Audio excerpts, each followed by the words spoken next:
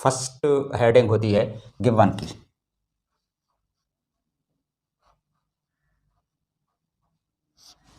उसके बाद next heading होती है टू प्रूव की।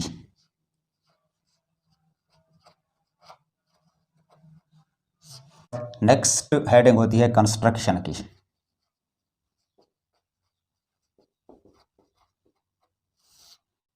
कंस्ट्रक्शन के बाद नेक्स्ट हेडिंग है प्रूफ की। गिवन में देखें तो ये बात कहीं भी नहीं लिखी हुई कि एंगल 1 और एंगल 3 आपस में इक्वल हैं। बिस्मिल्लाहिर्रहमानिर्रहीम। अस्सलामु अलैकुम डियर स्टूडेंट्स। हम 9th की मैथ के थ्योरम सॉल्व कर रहे हैं। आज हमने चैप्टर नंबर 14 का थ्योरम नंबर 3 सॉल्व करना है, जिसकी स्टेटमेंट मैंने बोर्ड पे लिख ली है।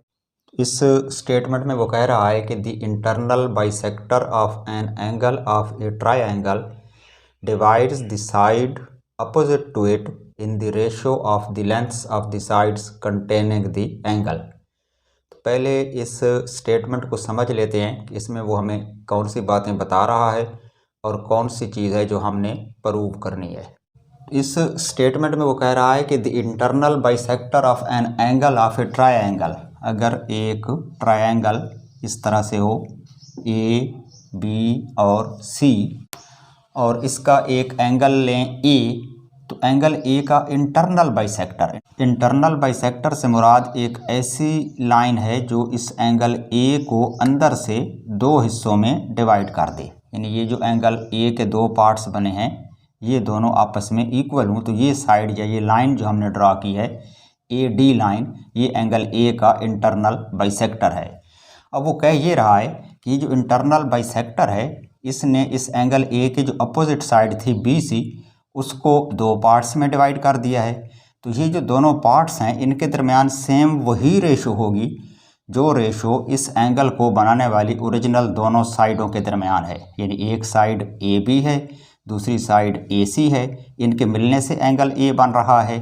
तो A B over A C, A B over A C, इनके दरमियान जो रेशो है सेम वही रेशो होगी इन दो पार्ट्स के दरमियान जो कि मारेज़ वजूद में आए हैं इस ए डी लाइन सेगमेंट की वजह से। ए डी ने सामने वाली साइड बी सी को जिन दो पार्ट्स में डिवाइड किया है तो उन दो पार्ट्स के दरमियान भी वही रेशो होगी, यानी B D over C D, ये रेशो भी सेम वही होगी जो रेशो इस एंगल को बनाने वाली दो साइड्स के दरमियान होगी। तो ये चीज़ हमने साबित करनी है। तो थ्योरम में स्टेटमेंट के बाद पहले फिगर ड्रा की जाती है। तो पहले हम इसकी बाकायदा फिगर ड्रा कर लेते हैं, स्केल की मदद से फिगर ड्रा कर लेते हैं।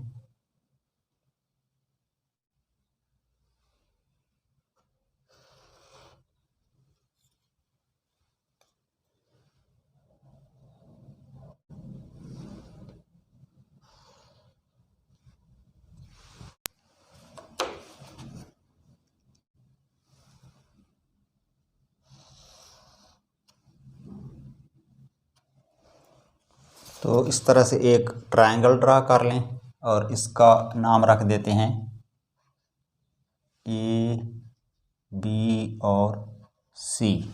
तो ये तो हो गई एक ट्रायंगल। अब इसमें जो एंगल ए है उसका बाइसेक्टर भी ड्रा करना है। एक ऐसी लाइन सेगमेंट जो एंगल ए को दो इक्वल पार्ट्स में डिवाइड कर दे, इस तरह से।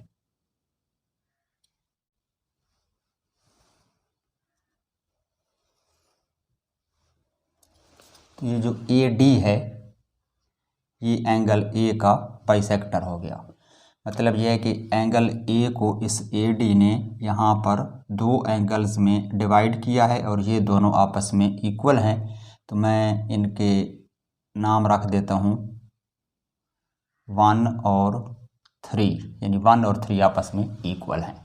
तो ये तो हो गई फिगर। अब फिगर के बाद फर्स्ट हेडिंग होती है गिवन की।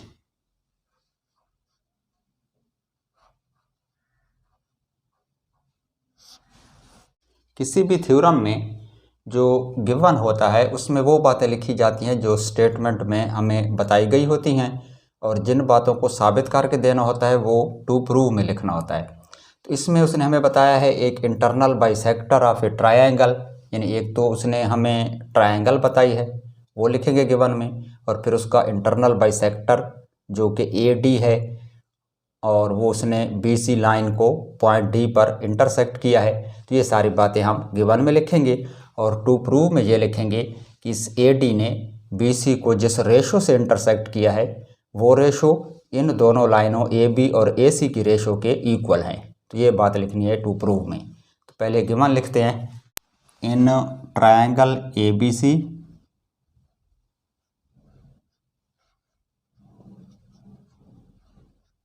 एक तो ट्रायंगल ABC गिवन में है, और एक इसका इंटरनल बाइसेक्टर है, ये भी गिवन में लिखेंगे। The internal bisector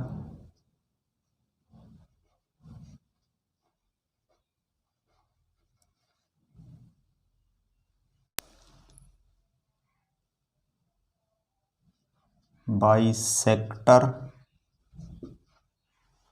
of angle A meets BC, जो उसकी अपोजिट साइड थी, एट पॉइंट D।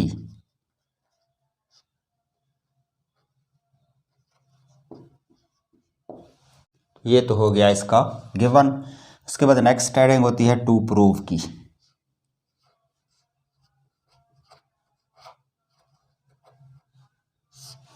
प्रूव इसमें हमने ये करना है कि ये जो साइड BC है इसके जो दोनों पार्ट्स बने हैं BD और DC, इनके दरमियान जो रेशो है, यानी कि मेजरमेंट ऑफ BD और इसकी अगर रेशो ले लें मेजरमेंट ऑफ DC, इसकी और इसकी जो रेशो है वो सेम वही है, यानी इक्वल है इस साइड की और इस साइड के दरमियान जो रेशो होगी, यानी मेजरमेंट ऑफ AB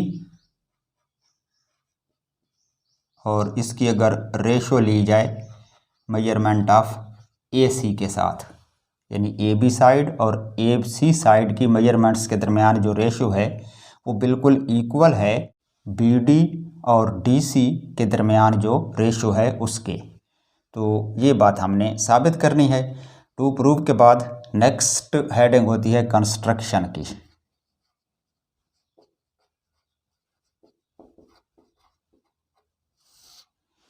इस थ्योरम में जो कंस्ट्रक्शन है वो कुछ इस तरह से है कि ये जो AD साइड है या जो बाइसेक्टर लाइन है AD, इसके पैरेलल एक लाइन ड्रॉ करनी है जो पॉइंट B में से गुजरे, यानी पॉइंट B से इस तरह एक लाइन सेगमेंट ड्रा करनी है जो AD के बिल्कुल पैरेलल हो। तो आइए इसको ड्रा कर लेते हैं।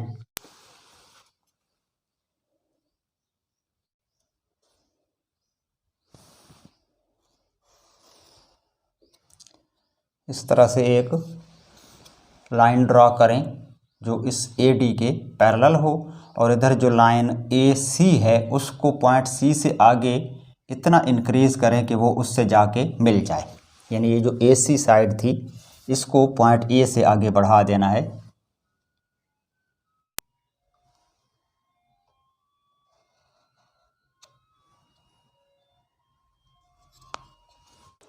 और जिस पॉइंट पर ये दोनों लाइनें एक दूसरे को इंटरसेक्ट कर रही हैं इसका नाम रख दें E, यानी BE हमने पैरेलल ड्रा की है AD के, और फिर CA को A से आगे प्रोड्यूस किया है E तक, ताकि ये दोनों साइडें एक दूसरे को पॉइंट E पर मिल जाएं।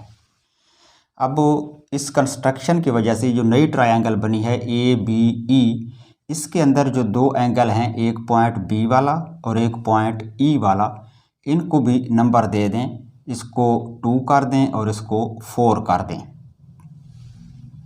तो इस फिगर में हमें इन चारों एंगल्स की भी ज़रूरत पड़ेगी, 1, 3, 2 और 4 की। अब यही चीज़ें कंस्ट्रक्शन में लिख लेते हैं।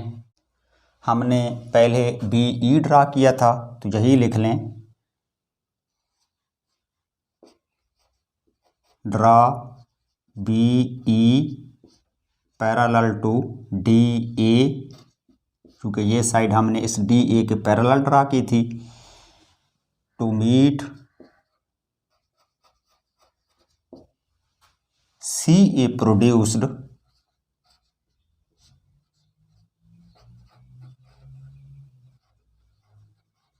एट पॉइंट ई, यानी सी ए को प्रोड्यूस किया तो पॉइंट ई पर जाकर वो बी ई उससे मिल गया। तो ये हो गया हमारा कंस्ट्रक्शन। कंस्ट्रक्शन के बाद नेक्स्ट हेडिंग है प्रूफ की। और प्रूफ के दो कॉलम्स होते हैं, एक में लिखते हैं स्टेटमेंट्स और दूसरे में रीजंस।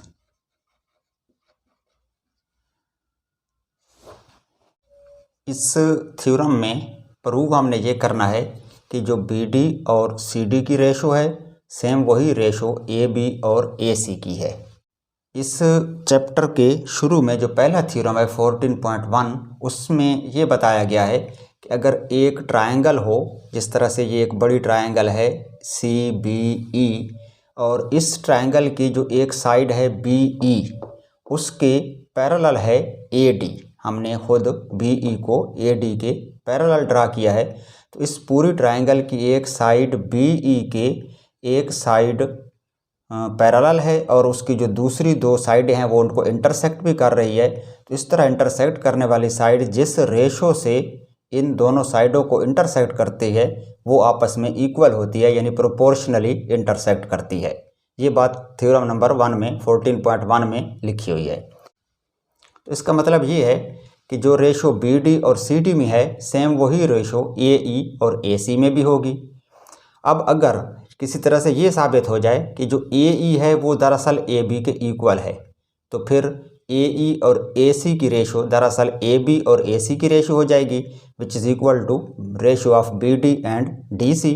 तो अब हमने सिर्फ साबित ये करना है कि ए ई और ए बी आपस में इक्वल हैं, और ये दोनों साइडें इक्वल तब साबित होंगी जब ये जो ट्रायंगल है ए बी ई, जो कंस्ट्रक्शन के बाद नई ट्रायंगल बनी थी, इसके अंदर मौजूद ये दोनों एंगल 2 और एंगल 4, ये अगर आपस में इक्वल हो जाएं तो इनके अपोजिट जो साइड है ए ई और दूसरी है ए बी, तो ये दोनों भी इक्वल होंगे।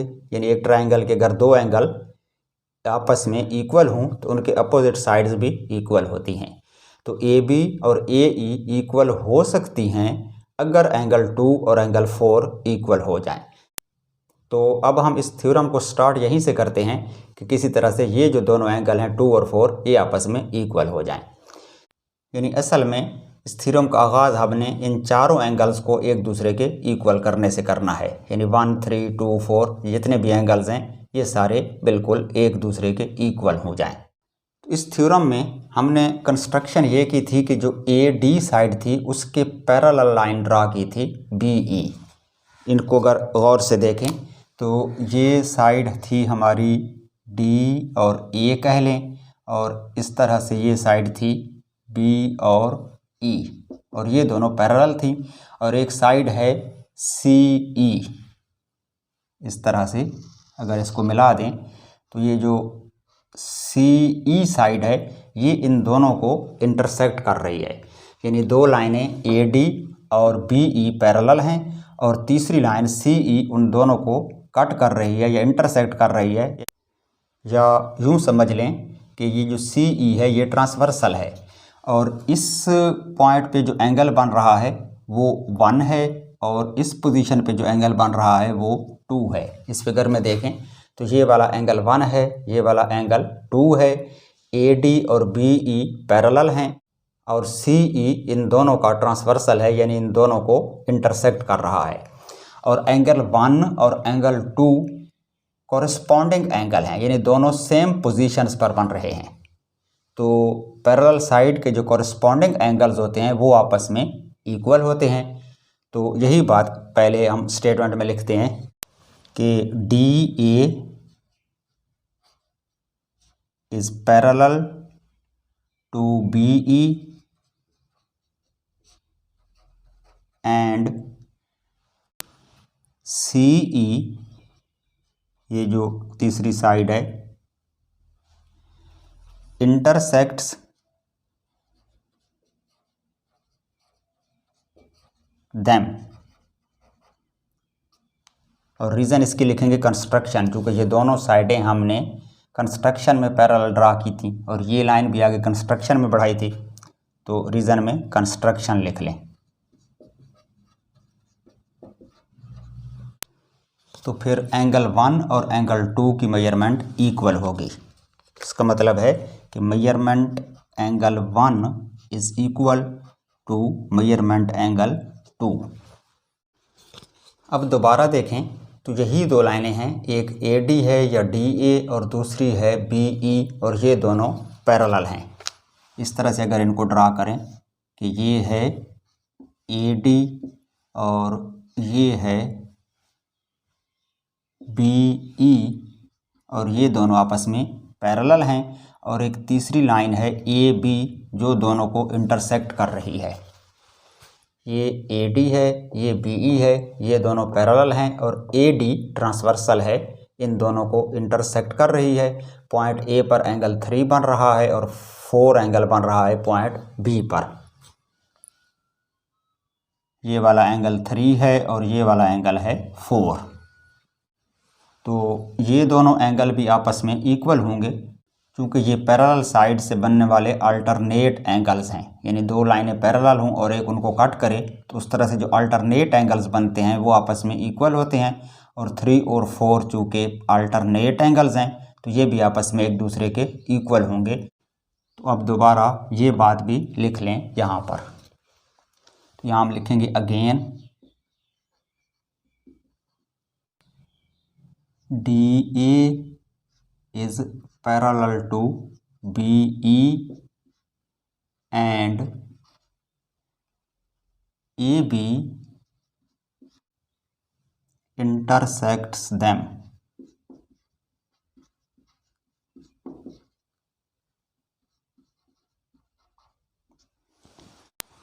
इस तरह से 3 और 4 जो बन रहे हैं वो अल्टरनेट एंगल्स हैं, तो ये भी इक्वल होंगे। यहाँ पर लिख लें कि measurement angle 3 is equal to measurement angle 4, और इसकी रीज़न लिखेंगे अल्टरनेट एंगल्स। अच्छा, यहाँ पर हमने जो मेजरमेंट एंगल 1 और 2 को इक्वल किया था तो ये एक दूसरे के कॉरस्पॉन्डिंग एंगल थे, तो इसकी रीज़न में लिखना है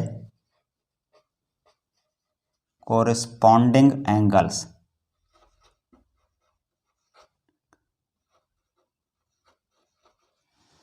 और 3 और 4 जो इक्वल हुए हैं ये अल्टरनेट एंगल्स हैं, तो इसकी रीज़न में लिखेंगे अल्टरनेट एंगल्स।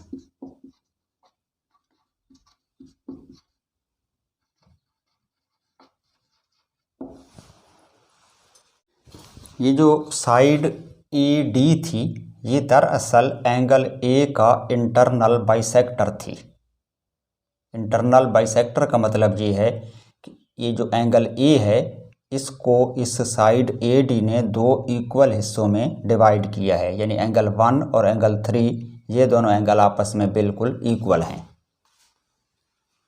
अब ये बात लिख लें कि measurement of angle 1 is equal to measurement angle 3, और इसकी रीज़न लिखेंगे गिवन।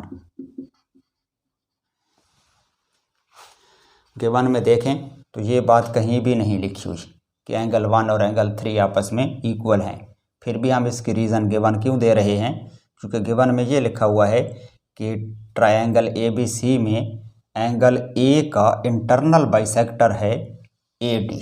यानी AD जो है वो एंगल A का इंटरनल बाइसेक्टर है, और बाइसेक्टर एंगल को दो इक्वल पार्ट्स में डिवाइड करता है, तो फिर लाजमी बात है एंगल 1 और एंगल 3 आपस में इक्वल होंगे। अब ये जो चीज़ हमने प्रूव की थी कि angle 1 is equal to angle 2, इसको नंबर 1 कर दें। Angle 3 is equal to angle 4, इसको नंबर 2 कर दें। और angle 1 is equal to angle 3, इसको नंबर 3 कर दें। अब आ जाएं एक ट्रायंगल में। ये जो ट्रायंगल है ABE जो कंस्ट्रक्शन के बाद इधर साइड पे नई ट्रायंगल बनी थी, इसका नाम लिख लेते हैं। इन ट्रायंगल ABE इस ट्रायंगल में। अब ये साबित हो गया है कि इस ट्रायंगल में जो एंगल 2 है वो एंगल 4 के इक्वल है। कैसे? अभी हमने साबित किया है यहाँ पर कि 1 और 2 आपस में इक्वल हैं, यानी एंगल 1 और एंगल 2 आपस में इक्वल हैं। फिर हमने साबित किया है कि 3 और 4 इक्वल हैं, यानी ये जो 3 है ये इस 4 के इक्वल है। और उसके बाद गिवन में ये भी हमें पता है कि 1 और 3 इक्वल हैं, यानी ये 1 जो है वो 3 के इक्वल है। मतलब ये कि एंगल 2 इक्वल है एंगल 1 के, एंगल 1 इक्वल है एंगल 3 के, एंगल 3 इक्वल है एंगल 4 के। तो इसका फिर मतलब यह है कि 2 और 4 भी आपस में इक्वल होंगे। ये चारों एंगल्स दरअसल आपस में इक्वल हैं।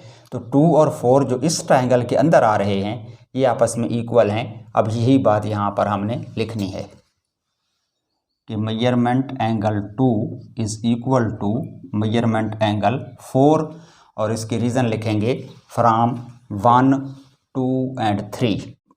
1 में है कि एंगल 1 और एंगल 2 इक्वल हैं, और इसमें है 2 में कि 3 4 के इक्वल है, और 1 और 3 आपस में इक्वल हैं, यानी 1 और 3 इक्वल हैं, तो लाजमी बात है 2 और 4 भी इक्वल होंगे। तो इसकी रीज़न लिख देते हैं फ्रॉम 1, 2 एंड 3। हमने ट्रायंगल ABE ली हुई है, यानी इस ट्रायंगल का नाम लिखा है ABE। इस ट्रायंगल के अंदर दो एंगल 2 और 4 इक्वल हो गए हैं, तो इनकी जो अपोजिट साइड्स हैं वो भी इक्वल होंगी। एंगल 2 के अपोजिट साइड है AB और 4 के अपोजिट साइड है AE, तो इसका मतलब है AB और AE भी आपस में बिल्कुल कंग्रुएंट हैं। यहाँ आप यही लिख लें कि side AB is congruent to the side AE, और इसकी रीज़न लिखेंगे opposite sides of congruent angles. Opposite sides of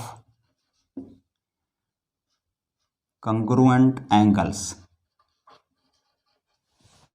अब हमने ये साबित कर लिया है कि ये जो साइड AE है ये ही दरअसल AB के इक्वल है।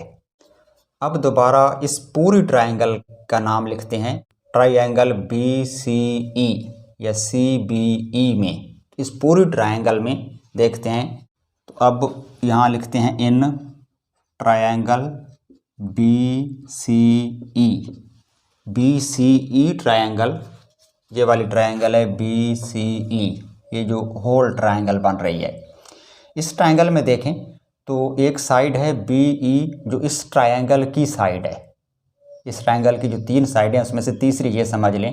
तो जो बाकी 2 साइडें हैं CE और CB, उन दोनों को इंटरसेक्ट कर रही है लाइन AD या DA, और DA इस तीसरी साइड के पैरेलल भी है।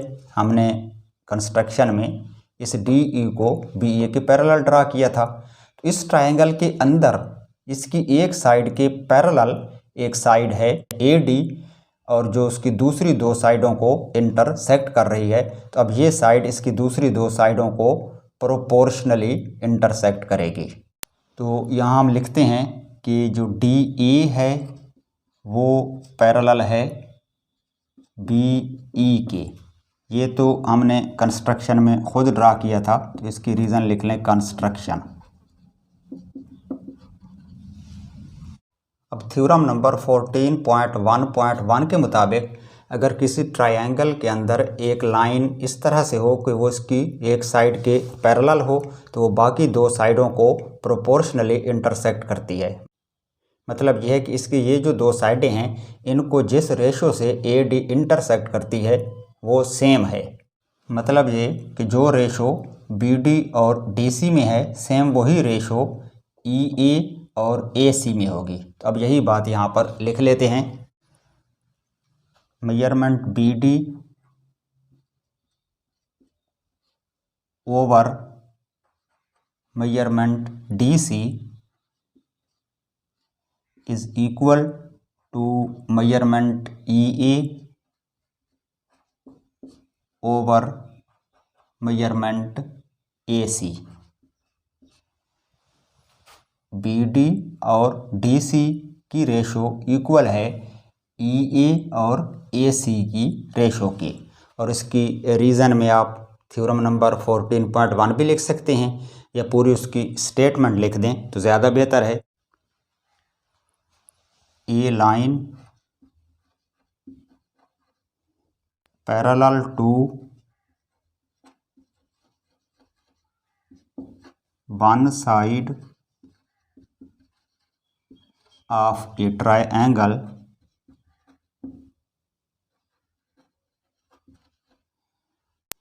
intersects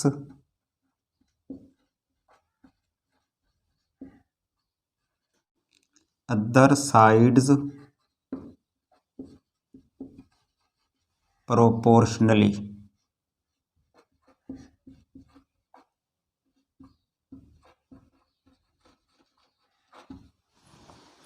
A line parallel to one side of a triangle intersects other sides proportionally।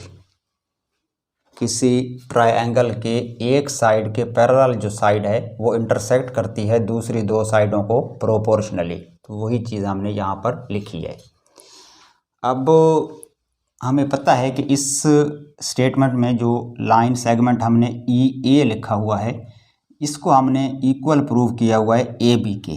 तो अगर इसकी जगह पर हम AB लिख दें इस स्टेटमेंट को दोबारा तो ये स्टेटमेंट कुछ यूँ हो जाएगी कि measurement BD over measurement DC is equal to measurement EA। और EA जो है वो दरअसल AB के इक्वल है। तो इसकी जगह पे हम लिख देते हैं measurement AB over measurement AC। और इसकी रीज़न में यही लिख देंगे कि AB इक्वल है AE के। AB is congruent to AE या प्रूव्ड कर दें क्योंकि ये चीज़ हम पहले प्रूव कर चुके हैं। अब अगर इन दोनों फ्रैक्शंस को हम रेशो वाले फॉर्मेट में लिख लें तो लेफ़्ट साइड हो जाएगी measurement BD ratio measurement DC और is equal to right side बनेगी मेजरमेंट ऑफ AB और रेशो होगी मेजरमेंट AC। और यही चीज़ थी जो हमने प्रूव करना थी। टू प्रूव में यही बात लिखी हुई है कि मेजरमेंट BD और मेजरमेंट DC के दरमियान जो रेशो है वो बिल्कुल इक्वल है AB और AC के दरमियान में रेशो के। तो उस चीज़ तक हम पहुंच चुके हैं, यानी टू प्रूव हमने अचीव कर लिया है। तो यहाँ पर हमारा ये थ्योरम कंप्लीट हुआ। तो ये तो था हमारा आज का थ्योरम। आज हमने चैप्टर नंबर 14 का तीसरा थ्योरम कंप्लीट कर लिया है। इंशाल्लाह नेक्स्ट टाइम एक और थ्योरम के साथ हाजिर होंगे। तब तक के लिए इजाज़त दीजिए। खुदा हाफिज़।